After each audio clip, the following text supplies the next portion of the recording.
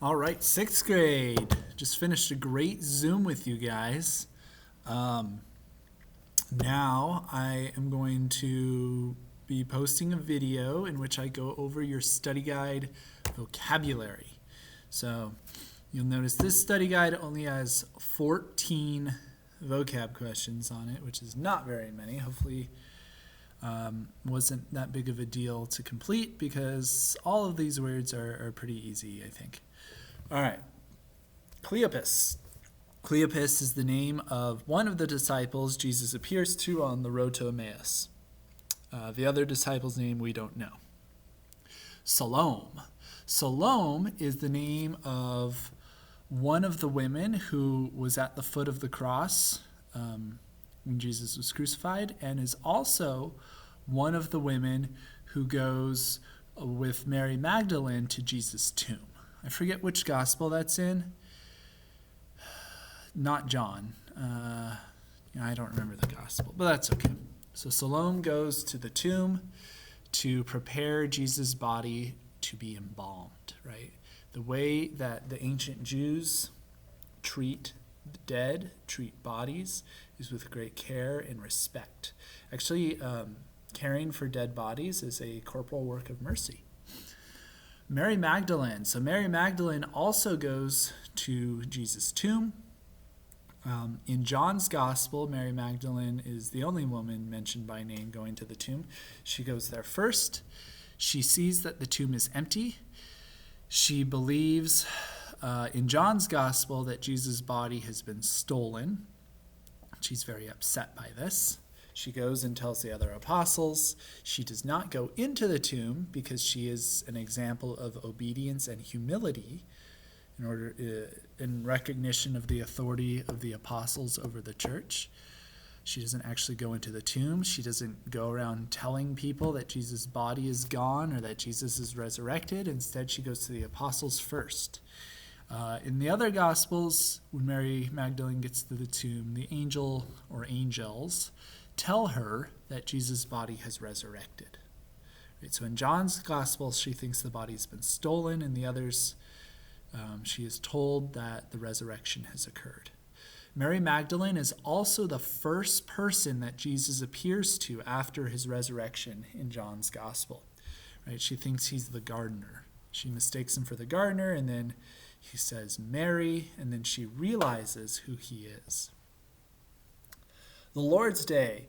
The Lord's Day is Sunday. It is the day in which Christians commemorate the resurrection.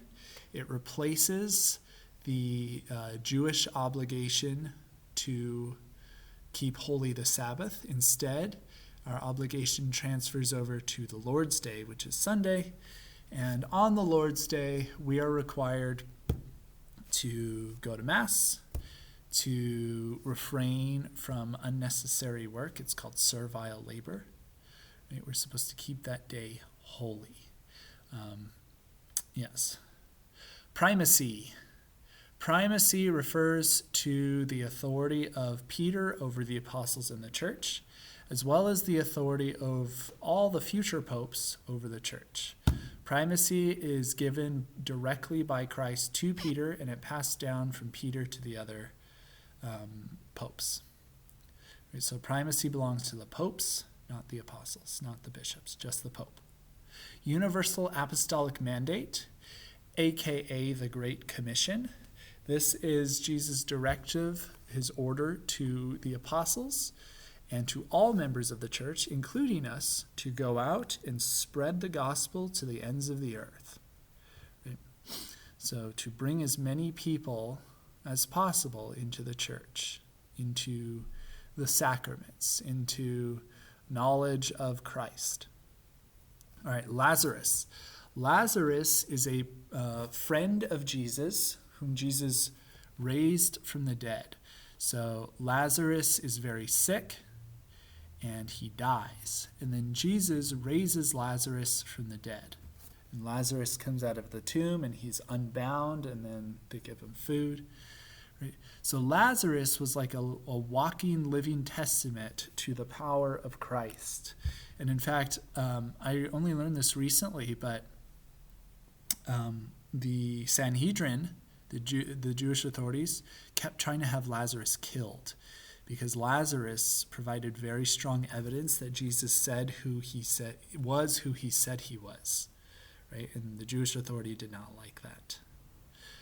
Unlike Lazarus, however, Jesus' resurrection was by his own power. So there's an important distinction there. Vicar of Christ. This is a title given to the Pope. A vicar is someone who exercises authority on behalf of another. So Christ gave authority to Peter, and this authority is expressed in the title Vicar of Christ. And all future popes have this power, this title, this authority as well. Ascension. The ascension refers to Jesus' bodily ascension into heaven. So after Jesus' resurrection, he descends into hell. He appears to the apostles. He appears to the disciples. And then he ascends into heaven bodily, right? So his body is not on earth. It's in heaven. Omnipotence. Omnipotence is a divine attribute. That means it's a quality or characteristic of God. Omnipotence refers to like absolute power over everything. How do we know that Christ is omnipotent? Because he's the second person of the Trinity, because he resurrected, he conquered death. Right? Emmaus.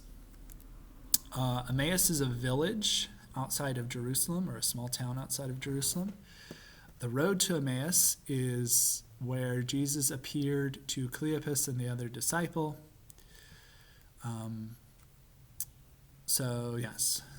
Emmaus was where they were headed. And then Jesus has a meal with them, he prays with them, and then he vanishes. Thomas. Thomas is one of the 12 apostles. He is after Judas dies, he is the only apostle who does not see the resurrected Christ at first. Right? So when Jesus appears to the 10, Thomas is not there. Thomas doubts that Jesus has risen from the dead. He can't believe it. Remember, and he says, unless I put my fingers into his wounds and my hand into his side, I will not believe. And then when Thomas is together with all the apostles, Jesus appears, and Jesus goes to Thomas and says, put your finger into my hand, and put your hand into my side, and believe. Nero. Nero is the emperor of Rome during the first great persecution of the Christians. So it's under Nero's authority, for example, that St. Peter is martyred. In fact, I think all the apostles are martyred under the authority of Nero. Well, all except for John, of course, who is not martyred, and Judas, who commits suicide. Subtlety. This refers to, it's also pronounced subtility, depending on, I don't know, maybe what part of the country you're from. I always thought it was pronounced subtility, but I've heard people say subtlety, although subtlety is spelled differently. I don't know. This is a confusing word. It means that it refers to the ability of your soul to exercise complete control over your body. Right? So after the resurrection of the dead, we will possess subtlety or subtlety. After Jesus resurrected, he had this as well. I mean, he had it before, but we see it demonstrated when Jesus passes through solid objects, seemingly, right? He appears in a room that is locked from the inside, and then he just vanishes from it. Right? So it refers to the soul's ability to exercise complete control over the body. Right? So with the resurrection of the dead, you will be able to basically do anything you want with your body. You could teleport, for example, if that was something that your soul commanded your body to do. It refers to complete compliance between the soul and the body. The body does whatever the soul wants. All right, that's it for the vocab. Tomorrow you'll get your questions video and your test prep video.